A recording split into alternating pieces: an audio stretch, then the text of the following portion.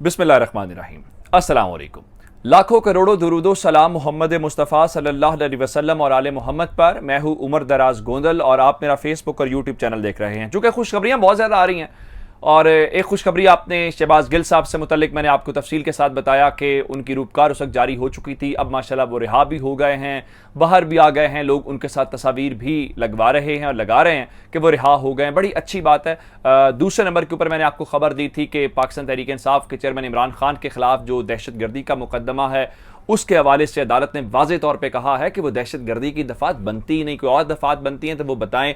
ये भी एक बड़ी खबर थी कि पाकिस्तान तहरीक इंसाफ के चेयरमैन को जिस केस के अंदर फंसाने की कोशिश की गई, हत्ता कि अपनी अना की तस्कीन के लिए उनको JIT के सामने पेश होने के ऊपर मजबूर किया गया। फिर इस्लामाबाद पुलिस ने उसके ऊपर बाकायदा बयान जारी किया जो कोर्ट के अंदर हम तो सुनते आए हैं कि सब जुडिस मामले के ऊपर आप कमेंट नहीं कर सकते, लेकिन इस्लामाबाद IG इस हद से भी आगे चले गए हैं। तो अब वो खुशखबरियों का सिलसिला रुका नहीं है और कप्तान ने जो डबल गेमें कर रहे थे, जो इधर उधर, उनको बिल्कुल उनको ठिकाने लगाया है। मैं ज़रा आज खान साहब ने कौम से खिताब किया, उसकी कुछ बातें बता के फिर आपको एक बड़ी खुशखबरी बताना चाहता हूँ कि बेसिकली खान साहब ने आज इस हवाले से किया गया। एक तो खान साहब ने कहा कि पाकिस्तान की तारीख में तहरीक इंसाफ को कौम ने जो कबूलियत बख्शी है, जो उनकी मकबूलियत का पैमाना है, वो यकीन माने पाकिस्तान की तारीख के अंदर किसी सियासी जमात को नहीं मिली। और उन्होंने कहा कि इंतखाबात आप जितनी ताख़ीर से करेंगे उसके अलावा अब मुल्क को नुकसान होने के अलावा कोई ऑप्शन नहीं है। और एक बात उन्होंने कहा कि ये सिर्फ अपने केसेस माफ़ करवाने के लिए आए हैं, इसके अलावा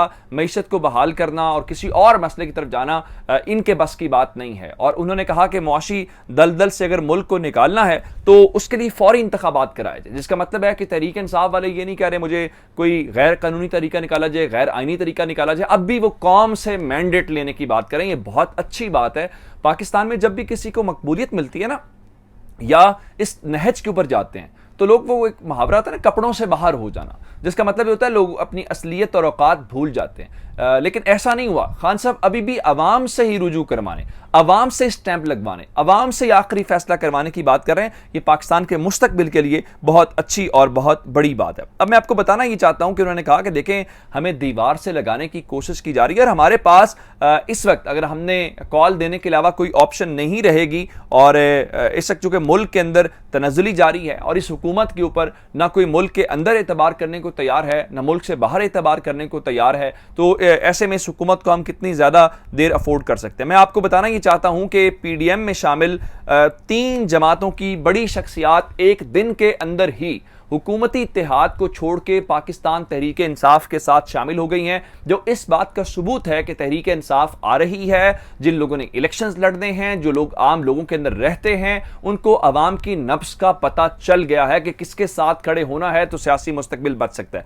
सबसे पहले मैं आपको बताना चाहता हूं कि चारसदा, जहां से अभी हाल ही में एक तहरीक इंसाफ का खिलाड़ी छोड़ के गया और ANP ने बड़े जश्न मनाए, वहां पे कौमी वतन पार्टी के सूबाई जॉइंट सेक्रेटरी और साबिक रुकने सूबाई असम्बली बाबर अली खान मोहम्मद जो हैं, वो कौमी वतन पार्टी को छोड़ के पाकिस्तान तहरीक इंसाफ के अंदर शामिल हो गए हैं। दूसरे नंबर के ऊपर चल के विहाड़ी जो पंजाब का इलाका है, वहां पे मुस्लिम लीग नवाज के साबिक रुकने कौमी असम्बली यानी साबिक MNA नसीम मेहदी शाह भी तहरीक इंसाफ के अंदर शामिल हो गए हैं। यहां पे सिर्फ एक सीट नहीं गिरी, बल्कि एक और साबिक रुकने कौमी असम्बली साबिक MNA रहीम यार खान से पाकिस्तान पीपल्स पार्टी के ख्वाजा कुतुब फरीद कोरीजा जो हैं, वो भी आज तहरीक इंसाफ के अंदर शामिल हो गए हैं। तो इसका मतलब ये है कि ओवरऑल अगर देखा जाए तो ये 3 शख्सियात जो हैं, जिनमें से एक का ताल्लुक कौमी वतन पार्टी से है, दूसरी का ताल्लुक नून लीग से है और तीसरी का ताल्लुक जो है वो पीपल्स पार्टी के साथ है, जिसमें 2 साबिक MNAs हैं और एक साबिक MPA है। वो आज तहरीक इंसाफ के अंदर शामिल हुए हैं और खान साहब की इनकी बनी गाला में मुलाकात हुई है, जिससे आप बहुत अच्छे तरीके से अंदाज़ा लगा सकते हैं कि हवाओं का रुख किस तरफ है। अब मैं आपको कुछ और खबर देना चाहता हूँ कि शहबाज शरीफ आज वहाँ पे उज़्बेकिस्तान गए हुए हैं, जहाँ पे शंघाई ताउन तंजीम का इजलास चल रहा है, मेल मुलाकातें हो रही हैं। एक खबर ज़रूर है कि हारून रशीद साहब ने खबर दी थी और वो खबर गलत साबित हुई है, वो खबर मैंने आप तक पहुंचाई थी, तो उस खबर के गलत होने का भी आप तक पहुंचाना बहुत ज़रूरी है। ये मेरी सहाफ़ती जिम्मेदारी बनती है कि मैं दोनों चीज़ें आपके सामने रखूं। चूँकि हारून रशीद साहब ने कहा था कि जनाब कोशिश की जा रही है मुलाकात करने की, और इस वक्त जो रूसी सदर पुतिन हैं वो शहबाज शरीफ से मुलाकात नहीं करना चाहते और उनका ख्याल यह है कि सिर्फ तस्वीरों की हद तक मुलाकात का कोई मकसद नहीं है। लेकिन वो खबर हारून रशीद साहब की दुरुस्त साबित नहीं हुई और आज मुलाकात हो गई है पुतिन साहब के दरमियान और शहबाज शरीफ के दरमियान। तो इस मुलाकात के हवाले से अगर मैं ये कहूँ कि एक साबिक रिकॉर्ड तोड़ दिए हैं शहबाज शरीफ ने अपने बड़े भाई नवाज शरीफ के, तो ये कहना गलत नहीं होगा। नवाज शरीफ एक बार बाराक ओबामा से मिले थे, तो आपको याद है वो पर्चियां उन्होंने पढ़ी थी और पसीना उनके माथे के ऊपर आया हुआ था, जिसका बहुत मजाक बना और पर्ची वाला वजीर आजम के तौर पे उनको मशहूर किया गया। लेकिन आज उसी तरह से वो किसी से मदद मांगते हुए उनकी बॉडी लैंग्वेज बिल्कुल एक अलग तासुर था। एक मुलाकात अभी हाल ही में, कोई बहुत पुरानी बात नहीं है, जब खान साहब मिलने गए थे वहां पे पुतिन से और उनकी मुलाकात मॉस्को के अंदर हुई थी, उस बॉडी लैंग्वेज का, उन एक्सप्रेशंस का, हमारे वजीर आजम की बात करो, मैं पुतिन की बात नहीं कर रहा, जमीन आसमान का फर्क था। इमरान खान कॉन्फिडेंट नजर आते, कौमी लिबास के अंदर थे, लेकिन आज हमने देखा शहबाज शरीफ की तो खुशी, उनकी तो इतनी खुशी तो लग रहा था कि उनकी जिंदगी का सबसे बड़ा ख्वाब पूरा हो गया कि इमरान खान से जिस शख्सियत की मुलाकात हुई थी उस शख्सियत के साथ मेरी भी मुलाकात हो गई है। और इस मुलाकात के दौरान रूसी सदर ने शहबाज शरीफ को मुश्किल में फंसा दिया। उनका जी हम आपको गैस पाइपलाइन के जरिए गैस फराहम कर सकते हैं, वो तो कर सकते हैं, लेकिन जिन्होंने गैस लेनी है वो आपसे गैस क्यों लेंगे, क्योंकि बड़े ताकत वाला जो मुल्क है वो तो आपको नाराज हो जाएगा। तो शहबाज शरीफ साहब इस हवाले से जारी बात है उस तरफ नहीं जाएंगे, ना वो इतना रिस्क लेंगे, वो सिर्फ और सिर्फ इसी हद तक की रहेंगे कि जनाब ठीक है हम इसके ऊपर काम कर रहे हैं, और बयानात और तस्वीरों और उस हद तक जो है। अब आपने देखा कि खान साहब ने आज जब तकरीर की, तो खान साहब की तकरीर के ऊपर जो मीडिया उनको पहले ब्लैकआउट कर रहा था, जो मैं आपको कह रहा हूं खुशखबरियों का सिलसिला और हवाओं के बदलने का सिलसिला, ये वही मीडिया था जो आज से चंद रोज पहले खान साहब की टेलीथॉन को भी नहीं दिखा रहा था, मुकम्मल ब्लैकआउट था। लेकिन आज खान साहब ने जब कौम से बातचीत की बनी गाला से, तो आज पाकिस्तान के तमाम मीडिया चैनल्स ने उनको दिखाया, जिसका मतलब बड़ा वाज़ेह है कि मीडिया इमरान खान की मजबूरी नहीं है, इमरान खान मीडिया की मजबूरी है। आप दिखाएंगे तो आपको रेटिंग मिलेगी, आप नहीं दिखाएंगे तो आपको रेटिंग नहीं मिलेगी। उसका एक अंदाज़ा आप लगा सकते हैं कि दुनिया न्यूज़ के प्रोग्राम जो इमरान खान साहब वाला है, उसके अंदर जिस दिन इमरान खान ने इंटरव्यू दिया उस दिन की रेटिंग देख लें और बाकी चैनल्स की, उसके अलावा दुनिया न्यूज़ की रेटिंग देख लें, आपको अंदाज़ा बड़े अच्छे से हो जाएगा।